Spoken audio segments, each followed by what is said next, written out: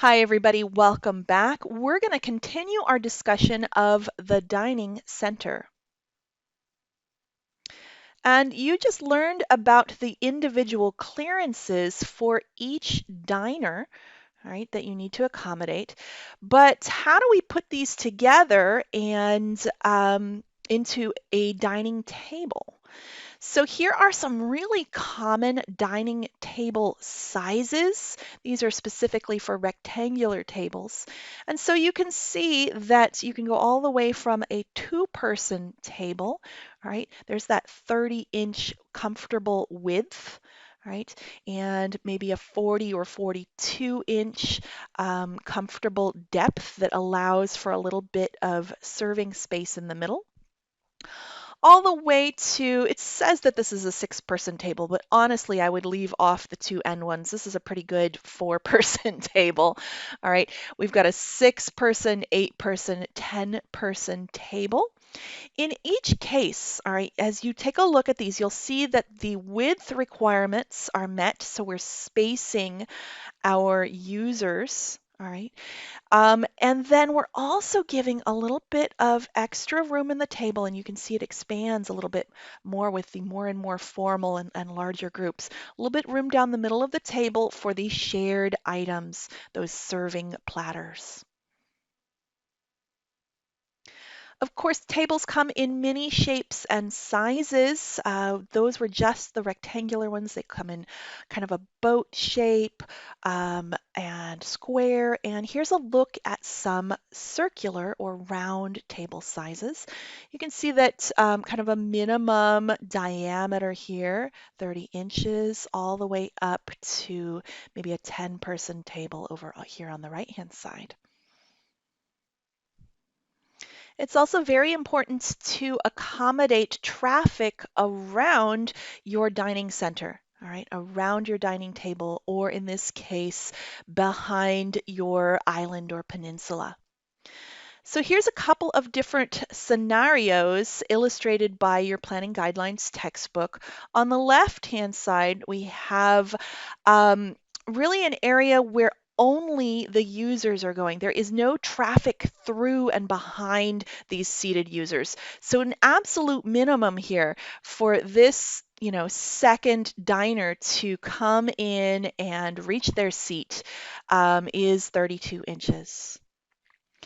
On the middle section, we have more of a typical situation where there is some traffic, all right, behind our seated diners, and you want to give about 48 inches. That's a good, comfortable width, all right, for walking behind diners. In a universal design situation where you might have somebody with mobility issues, of course, you can give a lot more room behind your seated diners. Might need 60 inches or even more.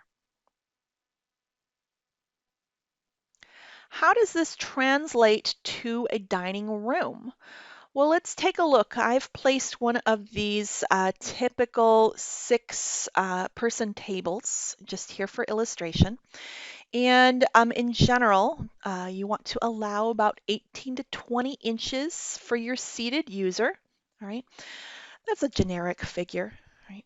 But we always measure from the edge of the table to whatever obstacle might be behind it. And that could be a wall. All right, I've illustrated over here, this is to a wall, or it could be something else. For example, here is to a credenza. Right? And so that clearance, you need to determine whether it could be as small as 32 inches for absolutely no other traffic other than your one user. All right, 36 inches is just barely enough room for somebody to kind of edge past. It's a real minimum. 44 is kind of a minimum for a comfortable walk past, but bump it up. 48 is your optimum number. And of course, you can go larger up to 60 inches or above as needed. Right. And so that's going to really tell you, if you given your dining table, that's going to tell you how much space you need to accommodate that table. But you can also work the other way. You can go backwards. If you're working within an existing space, all right, measure the space available in the room. Make sure to take care of or make sure to take account of any other obstacles, such as that credenza. All right, subtract the traffic clearances, maybe subtract that 48-inch optimum clearance, and you'll find the largest table size that will fit. And you can keep going, and with that table size, you can find out how many diners or how many users you can accommodate.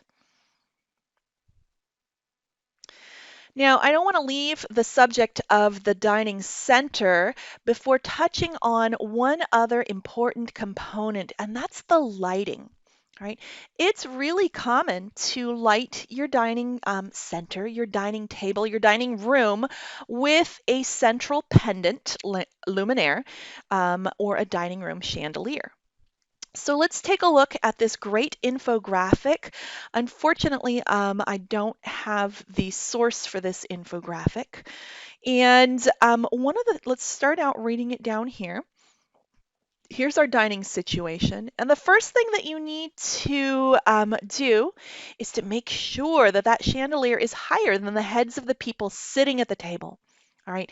We don't want it to interfere with anyone's sight line as they are looking around at their family or their guests or their friends.